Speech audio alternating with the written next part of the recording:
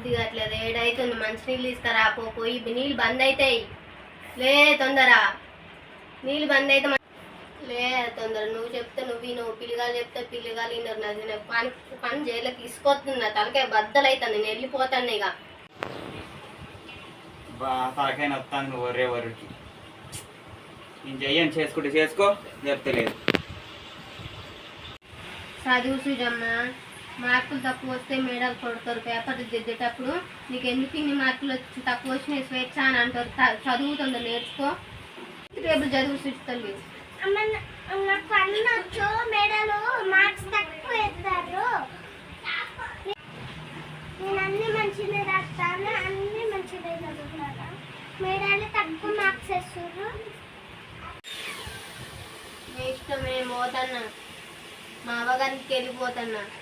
ఎట్టనన్నా చేసుకోరు, ఎట్టనన్నా ఉంటుంది. నేనైతే పోతానా. వద్దు మామ, నేను వెళ్ళిపోతాను. మీరు వినరు అసలు. ఇట్లా ఏమంటే స్కూల్ పోయేటప్పుడు తొందరగా ఎవరు డాడీ గారు ఏం కాదు. డాడీ చెప్పిన డాడీ పోతానా. మీరే ఉండ్రి డాడీ దగ్గర. గిన్నెలు కట్టుకుంటే నా వల్ల కాదు. పిండి నా వల్ల కావట్లేదు.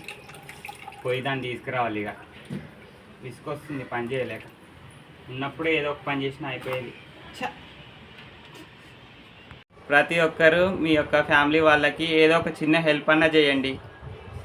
వాళ్ళకి అన్ని పనులు చేసి ఆడవాళ్ళకి చాలా విసుగ్గా ఉంటుంది. ఏదన్నా షాప్కి వెళ్ళడమో లేకపోతే చిన్న వాటర్ తీసుకురావడమో ఇదో చిన్న పనులు చేయండి.